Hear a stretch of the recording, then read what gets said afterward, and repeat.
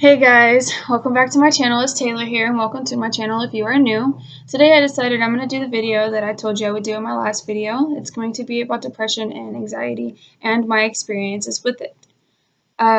Before I get started, I want to let y'all know that these events that I'm going to talk about really did happen.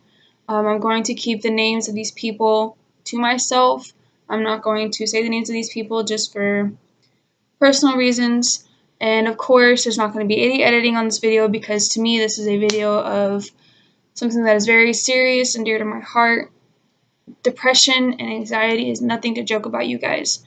So with that being said, I'm just going to get right into it. My experience with depression, it started when I was in middle school, and I would say 7th or 8th grade is when this happened.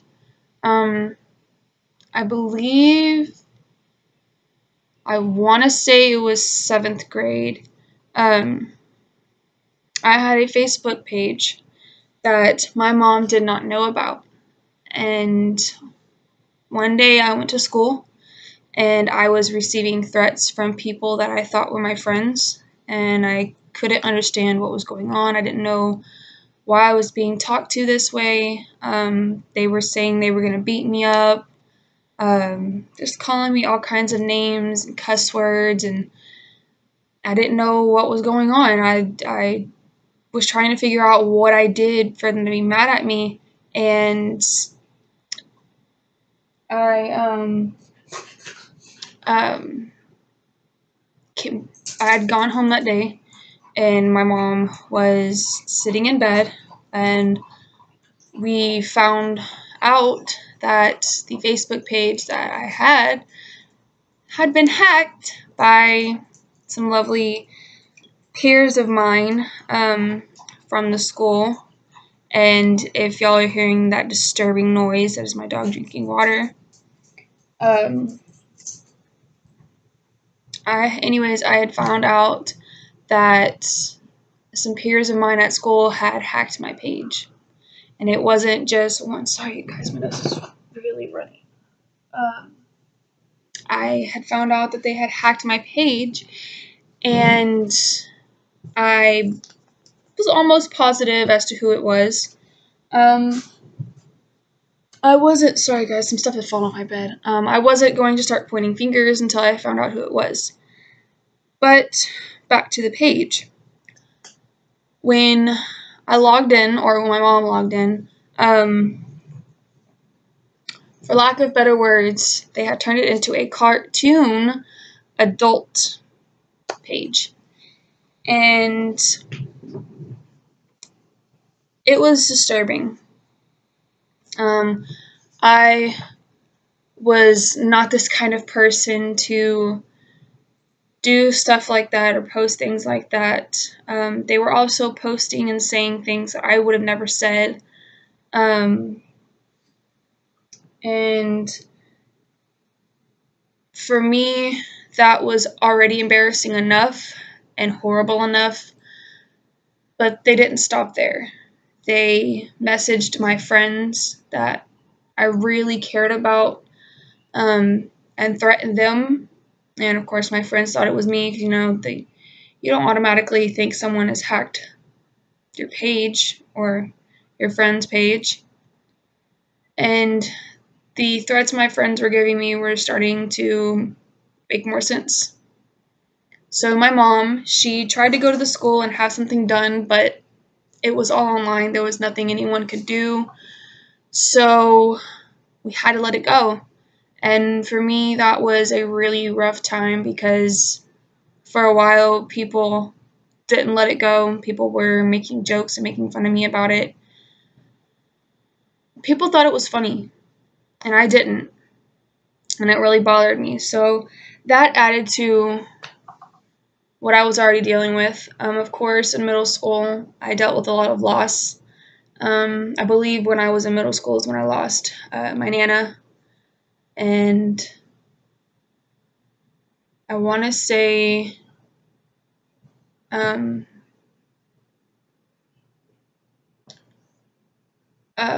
my great-grandmother, I believe. I'm trying to remember. I know I lost a couple people in middle school, and that aside from my page being turned into a joke, losing people you love and you're used to seeing every day, that can trigger anybody's depression. And it was the worst for me because for me, it is very hard for me to deal with trauma. I don't know how to deal with it properly, and I don't believe that there's any proper way. I mean, you can try medications, you can try counseling, therapy, you can try anything, and sometimes none of it works. I sunk into a really bad depression, and then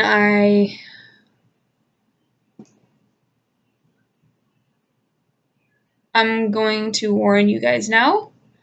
I'm not going to be too detailed, but what I'm about to say next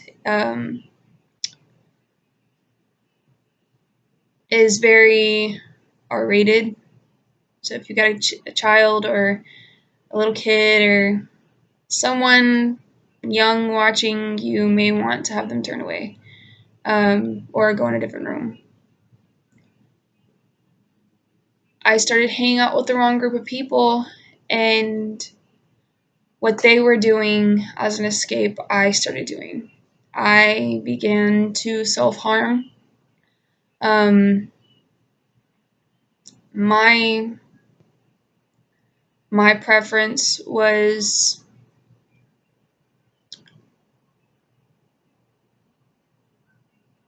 I would say I wouldn't say it was the worst choice, but it definitely wasn't a good one. Some people they don't like hearing stuff like this, but if I want to get through to people and I want to help people by using my channel, I have to be as real and raw on here as possible. But I'm not going to go into too much detail. Some people burn, some people cut, and some people turn to drugs. I chose to cut because a friend of mine did it, and I was thinking, oh, it helps her, maybe it'll help me. It didn't, you guys. It did not help. If anything, it made things worse because I was told multiple times I was going to be admitted to a hospital. And for me, I don't know if it is the same with you guys, but for me, hearing that was a huge wake-up call. I also had a huge wake-up call not too late after that, but I'm not going to get into that because that's really personal to me. But I will say this, self-harming is not an option. It's not an escape. It doesn't help. It may ease the pain then, but what are you going to do a couple years down the road when you have kids and they're asking you what happened?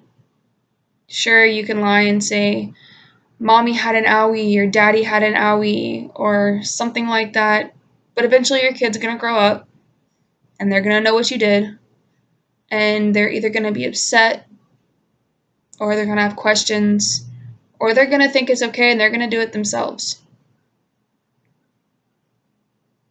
My advice to you, get help, get counseling, find your own escape. My escape was music and writing, and it helped. I wrote diary entries a lot, and I listened to a lot of music. My music of choice that really helped me through those times was really loud music. And I guess the reason why it was loud music is because when you're depressed, you feel like you're in a dark place, and all you want to do is scream and break the walls. That's what loud music was for me, and it really helped. There's a bird flying out my window, and it's really weird, but it helped. My depression got worse. I want to say between 2012 and 2014, I can't remember what year it happened, I ended up in the hospital with a cyst on my brain. And the reason I was in the hospital is because I had a seizure, or what they called a seizure, and then they found the cyst, and they told me how big it was. And my family has a history with cysts, and knowing those histories, my family also has a history of seizures. My first stepdad that passed away, he was epileptic, so I already knew what seizures were. I had never witnessed one, but I knew what they were and what they could do, so that terrified me and scared me. I'm not gonna lie, I remember asking my mom, am I gonna be okay? And my only thought was, am I gonna live? What is this gonna do to me? I had so many questions running through my head, and that just made me so much more depressed and closed off because I didn't know what was going on with my own body. I didn't know what was going to happen to me. And for those first few hours, just sitting there with my own thoughts, you sink into your depression. Anything traumatic like that can really make your depression worse. And the reason being is the unknown. I've always been terrified of the unknown, and this was a really unknown situation. I had never been through it. I didn't even know I had this thing. The cyst is the size of the left side of my brain, almost the entire left side of my brain. And it's been there for a long time, and I never knew it. And I later found out that I can live a life with it, and eventually things got easier. I still get scared. Of course, someone's going to be scared of me and there's a growth in my head. I'm going to be scared, but I get through it. I take precautions. I'm safe about certain things. I don't put myself in danger. But fear can trigger depression, and that's what it did to me.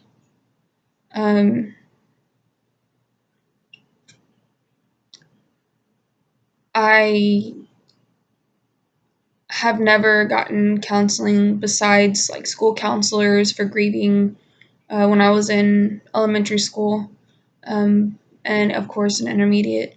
But other than that, I never sought out counseling, medications, anything like that. I just found what worked for me. And as I said, it was music and writing. And if you've never tried it, put some music on, put your headphones in, and just write how you're feeling, write about your day, get it out. And what I did was, in my intermediate school that I went to, they had these books called, I believe it was the Burn Book or something like that. And on certain pages, it was for people with depression. Certain pages, it was like poke this page, rip this page, scribble this page, color this page, write how you feel, stuff like that. And once the book was full, on a night that we had fire night, I burned the book. And that felt amazing. So, ever since I got diagnosed with a cyst, I've taken it day by day, and believe me, depression never goes away. It doesn't. You just learn to live with it, and you learn to make the best of it. I have had things recently trigger my depression, and it's just normal life things. You just can't not let it happen. It just happens on its own.